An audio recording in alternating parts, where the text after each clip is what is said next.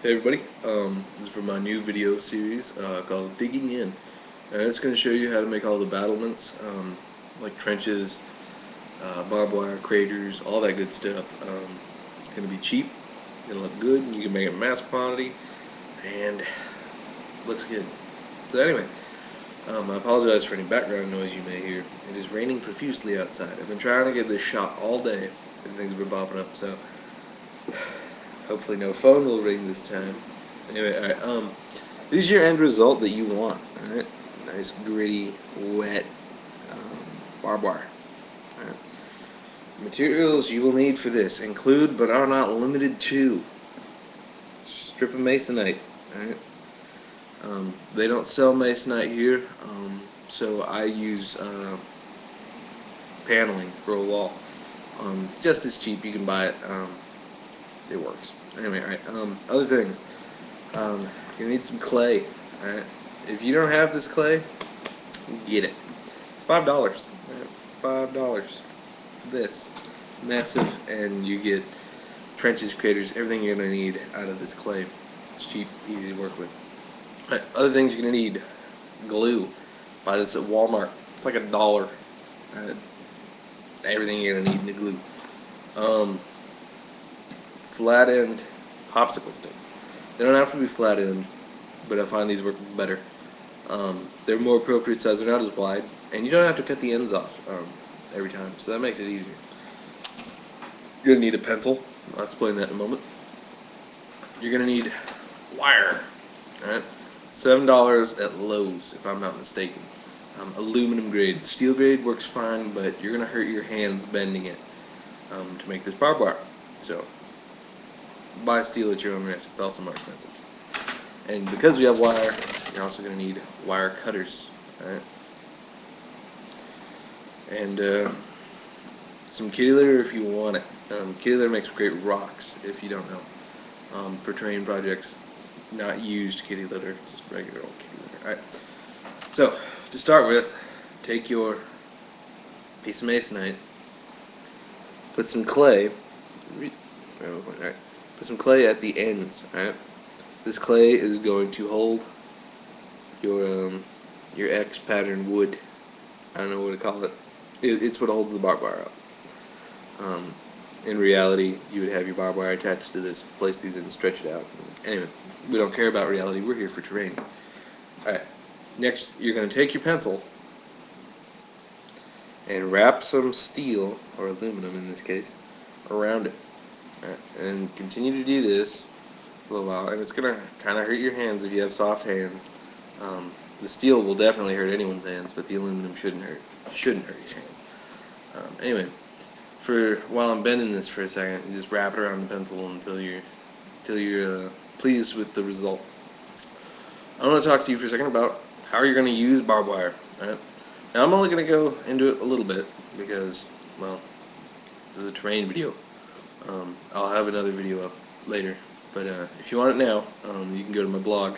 The link's on the other side. Link's right here. Anyway, check it out. It's pretty good. Got a lot of stuff in it. But anyway, barbed wire you want to use not to kill people. Okay, barbed wire, really, the only deaths caused by barbed wire are due to infection like a week later. Barbed wire is used for stalling and for channeling your opponent where you want him to go. Okay, real quick, back to terrain. Once you have all the steel wrapped around the pencil, it's a bit tricky to do this, and I just got paint all over my hands because that was a fresh painted piece. Anyway, it's a bit tricky to do this, but take the pencil, move the camera. Put it, and on my case I do this in a coaster. I make these outside, but it's raining. So anyway, take the pencil and then just move it down. So now the barbed wire is at the end of the pencil, and just try and rip it out. Right? You're gonna get pencil shavings everywhere. But anyway, and then now you've got your should look like a spring.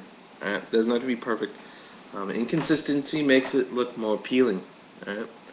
So anyway, take the, see right here, the extended ends here. go ahead and cut those off. Try and keep track of them if you're cutting these inside your house. Don't want anybody stepping on them, and it shoots into the laptop. That's cool. Anyway, once you got it cut, measure it up. If you've already got these in place, if you've already got your little X patterns in place, measure it until it's good. Magically, it was all skill. Magically, mine came out into place. That was skill. Anyway, now what I usually do this step all at once. So the clay's already wet, and I press it into the clay. Unfortunately, for this moment in time, my clay is dry. I did this way earlier.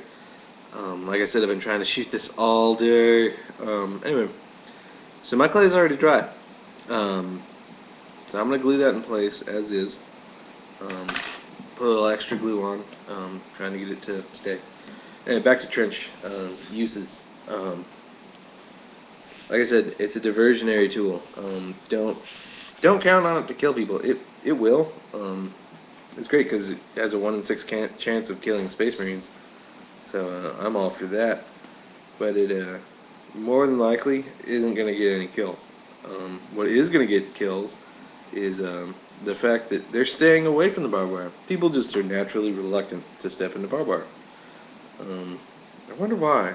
But anyway, so you really are just using this as a mental tool to scare your opponent away. Use it where you're weak, and your opponent should avoid it. Alright, so this is the end result right now. Okay. Then what you want to do, and you want to do this with borderline all of your dig-in series stuff, is take it now, and this is a different one, a little bit more interesting. I put a crater in there and broke up the barbed wire. But anyway,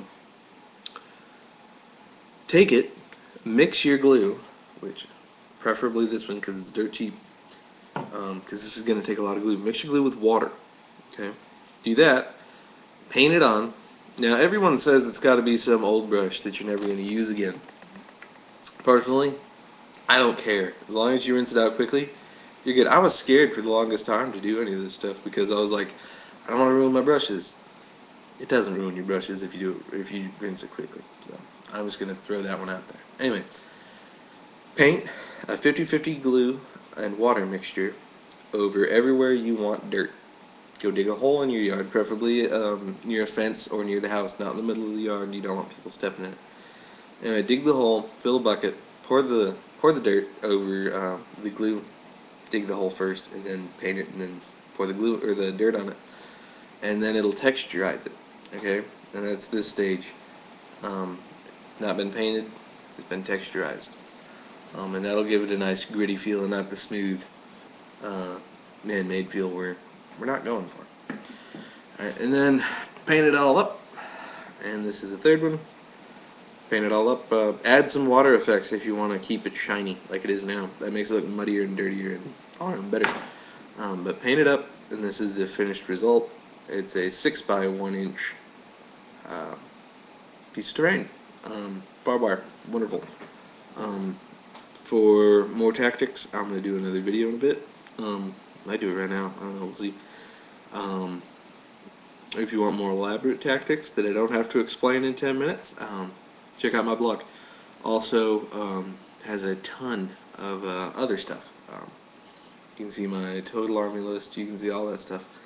All on my blog. It's all great. It's free. So if you're bored, and I know anyone who watches my YouTube channel, pretty damn bored, check out the blog. Good stuff. Anyway, if you have any requests for terrain builds, I'm more than happy to do it. As far as I can tell, the next dig-in is going to be craters. So, yeah. That's pretty much it. Any questions, put them in the comments below. I'll talk to you. And have a good day.